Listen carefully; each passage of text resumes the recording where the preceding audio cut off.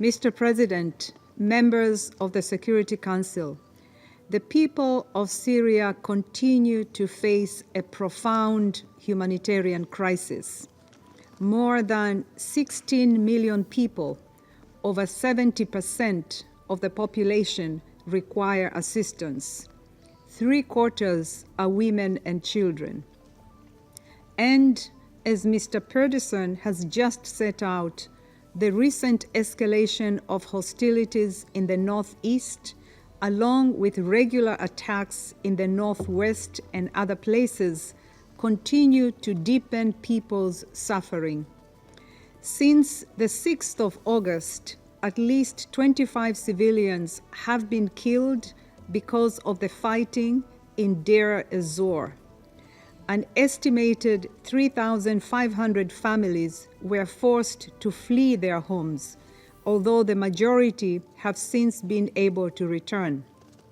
Critical public infrastructure has been affected, including water treatment facilities, adding to the ongoing water crisis. And the fighting has restricted the movement of civilians and aid workers, including through the closure of Euphrates River crossings. Access to parts of Hasakeh and Kamishli cities were restricted for nearly a week, disrupting water and food assistance to more than 100,000 people. And the restrictions have caused a further increase in the prices of food, fuel, and other critical items. Respect for international humanitarian law, including the protection of civilians and civilian infrastructure, and unhindered humanitarian access remains essential. Mr. President, displacement persists at staggeringly high levels. More than 6 million Syrians continue to live as refugees or asylum seekers outside Syria's borders, many of them in neighboring countries. Within Syria, some 7.2 million people, or nearly a third of the population, are displaced, most of them for over a decade. Every one of Syria's 14 governorates hosts people displaced by the conflict, with all but 3 hosting more than 100,000 people. Women and girls are particularly affected. In northern Syria, female-headed households report being unable to meet their basic needs at twice the rate of male-headed households. Many of the displaced live in tents or overcrowded informal settlements and have been forced to move multiple times. People like a 23-year-old woman in Aleppo, we will call her Roshin, whose family was forced to move multiple times in search of safety until arriving at a displacement camp. Mr. President, the majority of displaced people across Syria depend on humanitarian assistance for their most basic needs. They are therefore among the worst affected by the alarming shortfall in humanitarian funding. Nearly 9 months into the year, less than $1 billion of the $4.1 billion required for the response has been received. As a result, food assistance and water services had to be cut.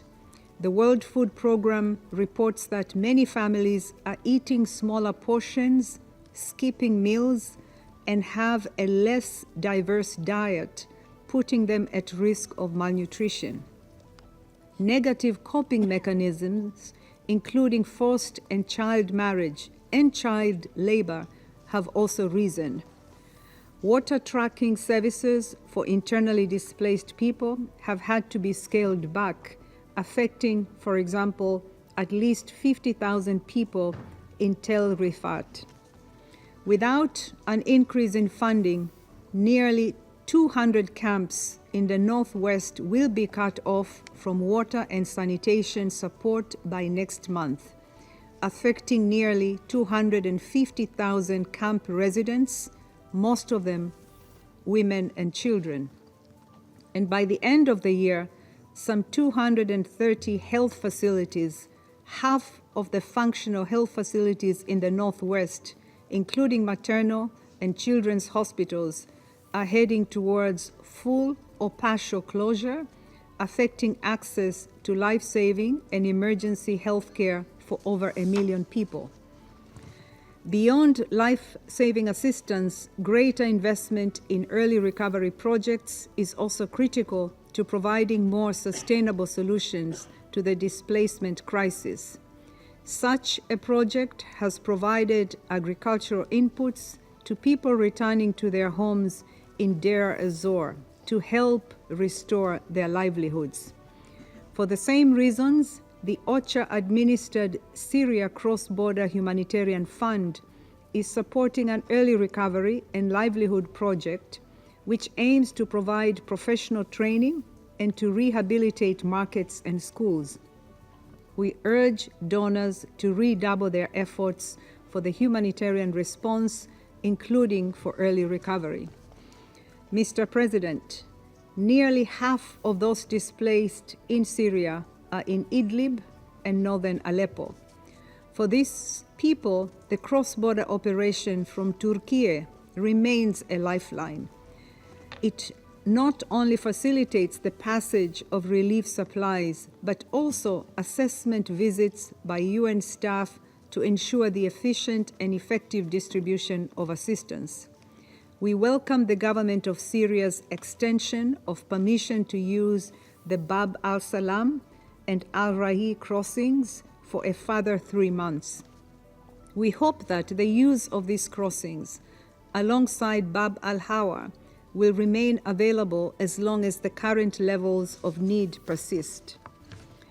Given the scale of these needs, we will also continue efforts to expand the use of cross-line routes to reach underserved areas in the Northwest and in other parts of the country. We remain concerned by persistent challenges to carrying out planned cross-line missions. Mr. President, we cannot afford to lose focus on Syria. The UN and its partners continue to provide critical assistance to millions of people every month. But as humanitarian needs continue to reach record levels, we need a significant increase in humanitarian funding and much more investment in early recovery projects to help rebuild livelihoods, reduce dependency on aid, and provide solutions to the displacement crisis. However, the key to a sustainable solution is a definitive end to the conflict, all the more so given the concerns about insecurity in the wider region. We have already seen growing numbers of people migrating out of Syria, increased activity by armed groups such as ISIL, and an increase in trafficking. I therefore once again urge the Security Council to support the parties and Special Envoy Pedersen in securing genuine progress towards a lasting peace.